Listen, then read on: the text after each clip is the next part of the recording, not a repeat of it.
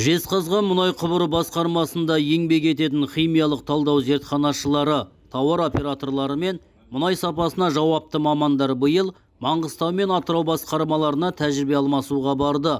Бұл жанданған үрдіс соңғы жылдары үзіліп қалғанында айта кету керек. Тәжірибе алмасқан жезқазғандық мұнай құбыршылар Атырауда 3 химиялық зертхананың жұмысымен танысқан, өздеріне қажетті құралдардың қызметін меңгерген. Мұнай астанасы саналатын өңірде өндірістік өзгешеліктерде жетерлік.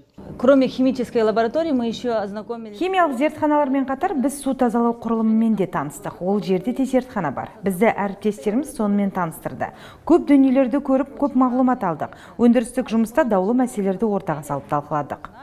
Батыс қазақстандық мұнай қоспаларын реверстік тасымалдау және келер жылы Жұмағалиев атындағы бас мұнайдау станциясында химиялық зертхана құрылысына байланысты ұйымдастырылған тәжірибе алмасу өндіріс үшін ауадай қажет. Бұл технологиялық процестерді, әсіресе мұнай есебін жүргізу, мұнай сапасын бақылауды күшейтуді жақсарту жолында табылған оңтайлы әдіс.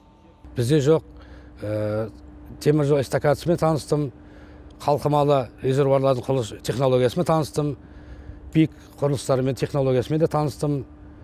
Өзіме болашақта жұмыс істеуіме байланысты біраз тәжірибе алмастым. Өңірлердегі құрылымдық бөлімшелердің қызметі мен негізгі технологиялары бірдей болғанымен, өзіндік ерекшеліктері жетерлік. Мамандардың кәсіби деңгейлері де әртүрлі.